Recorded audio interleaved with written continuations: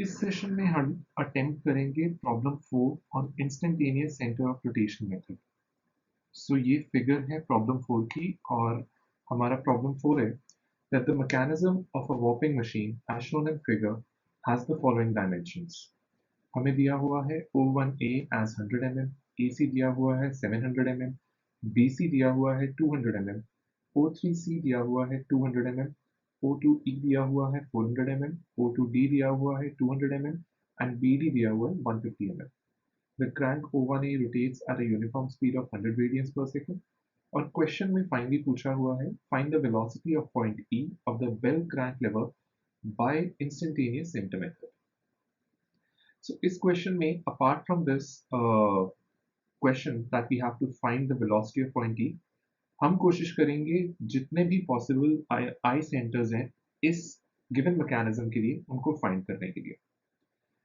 यहाँ पर पहली चीज जो ये एल शेप स्ट्रक्चर आप देख सकते हैं E O2D, इसे हम बोलते हैं बेल क्रैंक लेवर। तो अब हमारे क्वेश्चन के अंदर हमें अगर प्रोसीड करना है तो फर्स्ट स्टेप है कि इस मैकेनिज्म के अंदर कितने लिंक्स दिए हुए हैं। यहाँ पर हमें दिए हुए हैं बेसिकली 6 लिंक। ये कौन कौन से हैं? एक तो है आपका फिक्स लिंक 1, दूसरा है आपकी क्रैंक दैट इज O1A, ये आपका सेकेंड लिंक। तीसरा लिंक है ये कंप्लीट लिंक AC, जिसे मैं बोलूंगा लिंक नंबर 3। चौथा है लिंक CO3, जिसे मैं बोलूंगा लिंक नंबर 4। और फिर पांचवा है लिंक BD, जिसे मैं बोलूंगा लिंक 5। और फाइनली आपका ये complete bell crank lever that is EO2D, जो ये हैच्ड पोर्शन है, इसे बोलेंगे लिंक नंबर 6। अब जब हमें पता लग गया कि हमारी मैकेनिज्म के अंदर नंबर ऑफ लिंक्स कितने हैं, हमारी फर्स्ट थिंग जो हम फाइंड करते हैं वो है कि कितने पॉसिबल इंस्टेंटेनियस पेयर्स बन सकते हैं। उसके लिए हमारे पास फॉर्मूला है capital M is equal to n into n minus 1/2, जहां पर स्मॉल n रिप्रेजेंट कर रहा है नंबर ऑफ लिंक्स जो हमने अभी आइडेंटिफाई किए हैं एज 6। तो आपके capital N that is the number of possible instantaneous centre pairs in this mechanism, they come out to be 15। तो 15 इंस्टेंटेनियस सेंटर पेयर्स है। तो हम आगे बढ़ते हैं। अब जैसे ही हमें पता लग गया कि 15 इंस्टेंटेनियस सेंटर पेयर्स बन रहे हैं, तो हमारा फर्स्ट काम है कि हम एक टेबल ड्रॉ करें और इसमें वो सारे इंस्टेंटेनियस सेंटर्स को लिस्ट आउट करना शुरू करें। तो ये हम पिछले 3 न्यूमेरिकल्स में कर चुके हैं। तो हम इस अप्रोच में जो डिस्क्लेमर है कि हमें डायग्राम को देखने की ज़रूरत नहीं है, सिर्फ इस टेबल को फिल अप करना है। और इस टेबल में हम सीधा-सीधा लिख सकते हैं, जैसे लिंक 1 है, तो इसके पॉसिबल इंस्टेंटेनियस सेंटर्स क्या होंगे? 1 का पेयर बनेगा 2 के साथ, 1 का 3 के साथ, 1 का 4 के साथ, 1 का 5 के साथ, 1 का 6 के साथ। ऐसे ही इंस्टेंटेनियस सेंटर जब आपका लिंक नंबर 2 आएगा, तो आपका इंस्टेंटेनियस सेंटर बनेगा 2 का 1 के साथ, बट 2 का 1 का पेयर 2 का पेयर 1 के साथ और 1 का पेयर 2 के साथ एक ही चीज है। 1 2 and 2 1 are the same thing, we will not write 2 1। तो हम लिखेंगे 2 3 2 4 2 5 2 6। और ऐसी लिंक 3 के ऊपर जो पहले ही हमने आइडेंटिफाई मतलब जो सेम है उन्हें हम नहीं लिखेंगे। तो हम 3 1 नहीं लिखेंगे, 3 2 नहीं लिखेंगे, हम 3 4 लिखेंगे, क्योंकि 3 1 और 1 3 एक ही चीज है, 3 2 और 2 3 एक ही चीज है। 3 4 3 5 3 6, ऐसे ही 4 5 4 6 और 5 6, और 6 के अंदर कोई पेयर पॉसिबल नहीं है क्योंकि वो ऑलरेडी कवर हो गए। अब जब हमें ये चीज पता लग गई, तो हमारा अगला काम होता है कि हमें विजुअल इंस्पेक्शन के साथ जितने भी पेयर्स हम पता कर सकते हैं उन्हें पता करना हम शुरू कर देंगे। जैसे मुझे अपना पहला पेयर पता है कि यहाँ बनेगा और वो होगा आपका पेयर I12। ऐसे ही मुझे पता है मेरा सेकंड पेयर बनेगा यहाँ पर, क्योंकि ये दोनों हैं टर्निंग पेयर और हमने पहले पढ़ रखा है कि टर्निंग पेयर के ऊपर आपका इंस्टेंटेनियस सेंटर बनता है। तो यहाँ पर बनेगा आपका I सेंटर I23। ऐसे ही आपका एक पेयर बनेगा यहाँ पे और वो होगा I35। एक पेयर बनेगा यहाँ पर और वो होगा I34। और एक पेयर होगा यहाँ पर और वो होगा आपका I14। और एक पेयर होगा यहाँ पर, वो होगा I56। एक पेयर होगा यहाँ पर और वो होगा I16। अब जब हमने इतने पेयर पता कर लिए, तो जो पेयर्स हम बाय विजुअल इंस्पेक्शन पता कर लेते हैं, हम उन्हें टेबल से डिलीट कर देते हैं, कुछ इस तरह से, ताकि हम उन्हीं पेयर्स के ऊपर अब फोकस कर सकें जिन्हें अब हम ढूंढना चाहते हैं। तो अब हम सबसे पहले फोकस करेंगे ढूंढने के लिए अपना इंस्टेंटेनियस सेंटर पेयर 1 3। सो इसे ढूंढने के लिए जो हमने अप्रोच पहले फॉलो की है वही सेम अप्रोच यहाँ पर भी लगाएंगे। हम यूज करेंगे सर्कल मेथड का। सो हम ड्रॉ करेंगे एक सर्कल और इस सर्कल के ऊपर हम उतने पॉइंट्स मार्क करेंगे जितने हमारे पास नंबर ऑफ लिंक्स हैं। तो हमने पहले ही आइडेंटिफाई किया है हमारे पास 6 लिंक्स है। तो इन 6 पॉइंट्स को मैं यहाँ पर सर्कल के ऊपर मार्क करूंगा कुछ इस तरह से कि एक रेगुलर शेप बॉडी बना सकूं।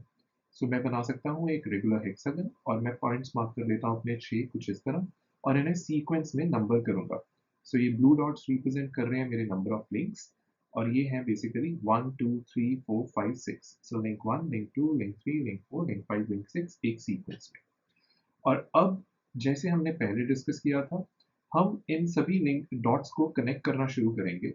पर अब हम उन्हीं डॉट्स को कनेक्ट करेंगे जिनके इंस्टेंटेनियस सेंटर पेयर्स हमने पहले विजुअल इंस्पेक्शन से फाइंड कर लिए।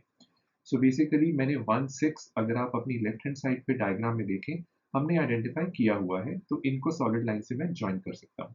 ये सॉलिड रेड लाइन रिप्रेजेंट कर रही है instantaneous centre pair I16 in the circle. ऐसे ही मैंने फाइंड कर रखा है instantaneous centre pair 1 2 in the diagram on the left hand side. तो मैं अब इस रेड लाइन को ज्वाइन कर सकता हूँ लिंक 1 और लिंक 2 के साथ। ऐसे ही 2 3 भी हमने आइडेंटिफाई कर रखा है और हमने आइडेंटिफाई कर रखा है 3 4। बट अगर आप अब ध्यान से देखें हमने बाय विजुअल इंस्पेक्शन अपनी डायग्राम में फाइंड नहीं किया हुआ 4 5। तो हम 4 5 को कनेक्ट नहीं कर सकते। बट हमने 3 5 आइडेंटिफाई किया हुआ है पॉइंट बी के ऊपर। तो हम 3 5 को कनेक्ट कर सकते हैं। हम 5 6 को भी कनेक्ट कर सकते हैं क्योंकि पॉइंट डी के ऊपर अगर आप डायग्राम में देखें तो 5 6 अवेलेबल है। और हम 1 4 को भी आइडेंटिफाई कनेक्ट कर सकते हैं क्योंकि ये भी डायग्राम में अवेलेबल है। सो जब हमने अपना ये सारा सर्कल कंप्लीट कर लिया विद द प्रॉपर लाइंस तो अब हम चलते हैं ढूंढने हमारा इंस्टेंटेनियस सेंटर पेयर I13। सो उसके लिए बेसिकली मैं लिंक 1 और लिंक 3 को एक डैश लाइन के साथ कनेक्ट कर सकता हूँ कुछ इस तरह से। और अब मेरी कोशिश रहेगी दो ऐसे ट्राइंगल्स को ढूंढना जिनमें 1 3 की लाइन कॉमन हो। सो मैं पहले फोकस करूंगा ट्राइंगल 1 2 3 के ऊपर। सो इसमें जो दो सॉलिड लाइंस हैं वो बेसिकली हैं हमारे आई सेंटर पेयर्स I12 और I23। सो मैं अगर I1 ढूंढना चाहता हूँ तो एक डैश लाइन पास कर सकता हूँ इन दो पॉइंट से बिकॉज मैं यूज करने वाला हूँ आर्नोल्ड्स केनेडी थ्योरम। और मुझे पता है कि मेरा I13 इस डैश ब्लू लाइन के ऊपर कहीं लाई कर रहा होगा। कहाँ अभी नहीं बता सकते। हम चलते हैं अब अपने दूसरे ट्राइंगल की तरफ जिसमें 1 3 की लाइन फिर से कॉमन है वो है ट्राइंगल 1 4 3। सो इसमें दो सॉलिड लाइंस जो मुझे दो आई सेंटर पता है वो है बेसिकली I14 और I34। सो इनके बीच में से मैं एक डैश ब्लू लाइन अगेन पास करवा देता हूँ बिकॉज मुझे पता है कि मेरा आई सेंटर I13 इस सेकेंड डैश ब्लू लाइन के ऊपर कहीं लाई कर रहा होगा। सो ये दो डैश ब्लू लाइंस जहां मीट करती हैं जाके वो बेसिकली आपका हो जाता है आई सेंटर I13। सो ये आपने ढूंढ लिया। तो अब मैंने I13 को टेबल से डिलीट कर दिया और अब हम फोकस करेंगे अपने नेक्स्ट इंस्टेंटेनियस सेंटर पे जो है I15। सो आगे बढ़ते। सो अब I15 ढूंढने के लिए मैं अपने सर्कल के अंदर 1 और 5 को एक डैश लाइन के साथ कनेक्ट कर देता हूँ और ढूंढने की कोशिश करूंगा दो एडजेसेंट ट्राइंगल जिसमें 1 5 की लाइन कॉमन हो। तो मैं पहला ट्राइंगल ले सकता हूँ बेसिकली 1 6 5। तो इसके अंदर दो सॉलिड लाइंस बेसिकली रिप्रेजेंट कर रही हैं आपके इंस्टेंटेनियस सेंटर पेयर्स I16 और I56। और मुझे पता है कि मेरा जो आई सेंटर I15 होगा वो इन दोनों आई सेंटर्स में से पास करती हुई एक लाइन के ऊपर होगा। तो मैं एक डैश ब्लू लाइन ड्रॉ कर सकता हूँ। सो अब इसके बाद मैं फोकस करूंगा अपने दूसरे ट्राइंगल के ऊपर जो कि है ट्राइंगल 153। कि मैंने एक 1 3 की लाइन कनेक्ट करके इंटेंशनली ड्रॉ किया क्योंकि मुझे अब 1 3 भी पता लग चुका है आई सेंटर। सो अब इस ट्राइंगल के अंदर जो दो नोन आई सेंटर्स हैं वो है बेसिकली I13 और I35। तो अब अगर मुझे I15 ढूंढना है तो मैं इन दोनों आई सेंटर्स में से एक डैश ब्लू लाइन पास करवा सकता हूँ और ये I15 ढूंढने में हेल्प करेगा। सो जहां पर ये दो डैश ब्लू लाइंस इंटरसेक्ट कर रही है वो दे देगा मुझे मेरा आई सेंटर पेयर I15 और वो होगा यहाँ पर। सो जब मैं ये मुझे पता लग गया अब आगे बढ़ते हैं। सो मैंने I15 को भी टेबल से डिलीट कर दिया। अब मैं फोकस करूंगा अपने आई सेंटर पेयर I2 4 के ऊपर। सो वापस आते हैं। सो यहाँ पर अब मैं 2 और 4 को एक डैश लाइन से कनेक्ट कर सकता हूँ और अब मैं ढूंढने की कोशिश करूंगा दो ऐसे एडजेसेंट ट्राइंगल जिसमें 2 4 की लाइन कॉमन हो। सो मैं फोकस करूंगा पहले ट्राइंगल 2 3 4 के ऊपर और इसमें जो दो नोन आई सेंटर्स हैं वो है बेसिकली I2 3 और I3 4 और इसके बाद मैं इसमें से एक डैश लाइन पास करवा देता हूँ जो बेसिकली रिप्रेजेंट कर रही होगी जिसके ऊपर बेसिकली मुझे मिलेगा मेरा आई सेंटर I2 4। सो अब जब ये पूरा हो गया तो मैं जाऊंगा अपने दूसरे ट्राइंगल की तरफ। सो मैं दूसरा ट्राइंगल कंसिडर कर रहा हूँ ट्राइंगल 1 4 2 क्योंकि 2 4 की लाइन इसे भी कॉमन है। सो अब जो दो नोन आई सेंटर्स मुझे यहाँ पर पता है वो है बेसिकली आपके आई सेंटर I12 और I14। तो मैं इन दोनों पॉइंट्स में से भी एक डैश लाइन पास करवा देता हूँ ताकि I24 उस लाइन के ऊपर लाई कर रहा हो। तो जहां पर ये दो डैश ब्लू लाइंस इंटरसेक्ट करेंगी वो दे देगा मुझे मेरा पॉइंट I24। तो अब मैं टेबल से I24 को डिलीट कर देता हूँ। तो अब यहाँ पर अब हम फोकस करेंगे अपने आई सेंटर I36 के ऊपर। तो आगे बढ़ते हैं। सो I36 ढूंढने के लिए मैं कनेक्ट करूंगा लिंक्स 3 और 6 को एक डैश लाइन से और अब हम ढूंढने की कोशिश करेंगे दो ऐसे ट्राइंगल्स जहां पर 3 6 की लाइन कॉमन हो। सो मैं ले रहा हूँ ट्राइंगल 3 5 6 और 3 1 6। दो ट्राइंगल्स ये ऐसे हैं जिसमें 3 6 की लाइन कॉमन है और सिर्फ यही एक आई सेंटर है जो हमें नहीं पता, बाकी दोनों आई सेंटर्स हमें पता है। सो अब मैं पहले फोकस करूंगा ट्राइंगल 3 5 6 के ऊपर। सो इसमें जो दो नोन आई सेंटर्स हैं वो है बेसिकली I35 और आपका I56। सो इनमें से मैं एक लाइन पास करवा देता हूँ ब्लू कलर की डैश लाइन ताकि मुझे मिल सके मेरा आई सेंटर I36 इसी लाइन के ऊपर। तो अब हम फोकस करते हैं हमारे दूसरे ट्राइंगल की ओर जो कि है बेसिकली ट्राइंगल 136। सो 136 के अंदर जो दो नोन आई सेंटर्स हैं वो है आपके बेसिकली I13 और I16। तो इसमें से भी मैं एक डैश ब्लू लाइन पास करवा देता हूँ इन दोनों पॉइंट्स में से ताकि मैं ढूंढ सकूं अपना आई सेंटर I36। तो जहां पर ये इंटरसेक्ट कर रही है वो बेसिकली मुझे मिल जाएगा मेरा पॉइंट I36। तो ये भी मुझे मिल गया। तो आगे बढ़ते हैं। सो अब टेबल में से मैंने I36 डिलीट कर दिया और अब हम फोकस करने वाले हैं आई सेंटर I26 के ऊपर। सो I26 ढूंढने के लिए मैं 2 और 6 की लाइन को कनेक्ट कर देता हूँ। सो मैंने कनेक्ट किया और अब मैं कोशिश करूंगा दो ऐसे एडजेसेंट ट्राइंगल्स को ढूंढने की जहां पर 2 6 की लाइन कॉमन हो। सो पहला ट्राइंगल जो मैं लेने वाला हूँ वो होगा ट्राइंगल 2 1 6 और उसमें जो दो नोन आई सेंटर्स हैं वो है बेसिकली ट्राइंगल 2 1 और 1 6। सो 2 1 है यहाँ पर, 1 2 है यहाँ पर और 1 6 है यहाँ पर। 2 1 और 1 2 एक ही चीज है पर हमें अगर नोटबुक पर लिखना है तो I12 लिखना होगा। सो जब मुझे दो आई सेंटर्स पता लग गए, 2 6 नहीं पता, तो इन दोनों आइडेंटिफाइड आई सेंटर्स में से मैं एक डैश ब्लू लाइन पास करवा सकता हूँ ताकि मुझे 2 6 इस लाइन पे कहीं मिलेगा। अब मैं फोकस करूंगा अपने दूसरे ट्राइंगल के ऊपर जो होगा ट्राइंगल 2 6 3 और मैंने एक एक्स्ट्रा डैश ब्लू लाइन बनाई है और ये लाइन I36 मुझे पता है इसीलिए मैंने ड्रॉ की है। सो अब मैं फोकस करूंगा ट्राइंगल 2 6 3 के ऊपर। सो इसमें जो दो नोन आई सेंटर्स हैं वो है बेसिकली आपका I23 और I36। सो इन दोनों में से मैं पास करवाती हुई एक डैश ब्लू लाइन ड्रॉ कर सकता हूँ जो बेसिकली मुझे हेल्प करेगी आइडेंटिफाई करने के लिए आपका आई सेंटर I26। सो ये लाइन यहाँ पर जाके इंटरसेक्ट कर रही है। जहां ये दोनों लाइंस इंटरसेक्ट कर रही है ये आपका पॉइंट हो जाएगा I26। सो ये भी पता लग गया। तो अब मैं I26 को टेबल से डिलीट कर सकता हूँ। सो अब हम फोकस करेंगे I46 के ऊपर। I46 के लिए मैं कनेक्ट करूंगा लाइन I46 की और बेसिकली मैं ढूंढूंगा ऐसे दो एडजेसेंट ट्राइंगल जिसमें बेसिकली 4 6 की लाइन कॉमन हो। सो एक हो जाएगा आपका ट्राइंगल 1 4 6। सो 1 4 6 के ऊपर अगर हम फोकस करें तो हमारे जो दो नोन आई सेंटर्स हैं वो है बेसिकली 1 6 और 1 4। सो इनमें से मैं एक डैश ब्लू लाइन पास करवा देता हूँ ताकि मेरा I46 जो है इस लाइन पे कहीं लाई कर रहा होगा मुझे बाद में मिल जाएगा। अब मैं फोकस करूंगा दूसरे ट्राइंगल के ऊपर जो है ट्राइंगल 3 6 4। इसमें भी 4 6 की लाइन कॉमन है। सो इसमें से बेसिकली जो दो आई सेंटर्स मुझे नोन है वो है बेसिकली I36 और I34। सो इसमें से भी मैं एक डैश ब्लू लाइन को पास करवा देता हूँ और जहां पे ये दोनों डैश ब्लू लाइंस इंटरसेक्ट कर रही होंगी वो बेसिकली मुझे दे देंगे मेरे पॉइंट्स। वो मेरा पॉइंट I46। सो इस तरह से हमने आइडेंटिफाई कर लिए अपने आई सेंटर्स। तो अब चलते हैं क्वेश्चन के सेकेंड पार्ट पे, जहां पे मुझे वेलोसिटीज फाइंड करनी है, वेलोसिटी ऑफ पॉइंट ई। सो ये मेरी फाइनल डायग्राम जो कंस्ट्रक्ट हुई है, जो मुझे हेल्प करेगी। चाहे मुझे सारे आई सेंटर्स की ज़रूरत नहीं है, मुझे कुछ लिमिटेड आई सेंटर्स की ज़रूरत ही थी, बट मैंने एक्सप्लेनेशन पर्पसेस के लिए काफ़ी आई सेंटर्स आइडेंटिफाई कर दिए। तो अब मुझे इन आई सेंटर्स की हेल्प पे, क्योंकि ये डायग्राम आपने नोटबुक पे ड्रॉ की होगी, मैं कुछ डायमेंशंस को नोट डाउन कर सकता हूँ। सो जैसे मैं ये सारी dimensions I13A, I13B, I15B, I15D, I16D और I16E, ये मैं कॉपी से इवैल्यूएट करके स्केल के थ्रू यहाँ पे नोट डाउन कर सकता हूँ।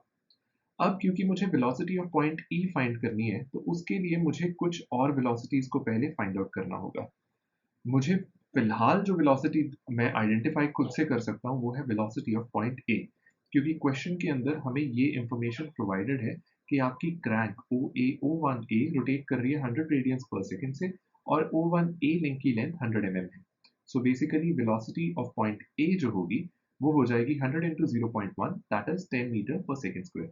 हमने लिखा है v equal to r omega, so that's how we are getting va is equal to 10 metre पर सेकंड। अब मेरी कोशिश रहेगी कि धीरे-धीरे मैं कुछ पॉइंट्स की वेलोसिटी आइडेंटिफाई करूँ।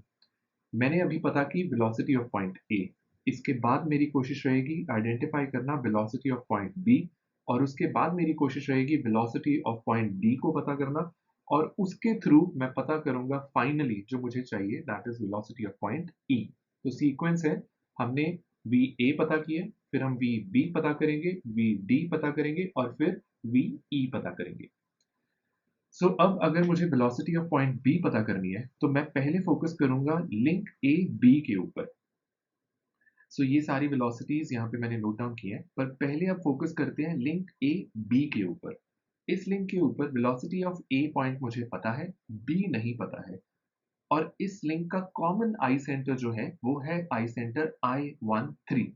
तो अगर मेरे पास एक लिंक है जिसकी एक साइड की वेलोसिटी, एक साइड के पॉइंट की वेलोसिटी मुझे पता है, दूसरे साइड की पॉइंट की वेलोसिटी नहीं पता, और उसका आई सेंटर मैंने पता कर लिया, तो मैं उसके आई सेंटर से जो डिस्टेंसेस हैं, बेसिकली I13A और I13B, इनको नोट डाउन जो मैंने ऊपर किया हुआ है, इनका यूज करूंगा इस फॉर्मूला के अंदर।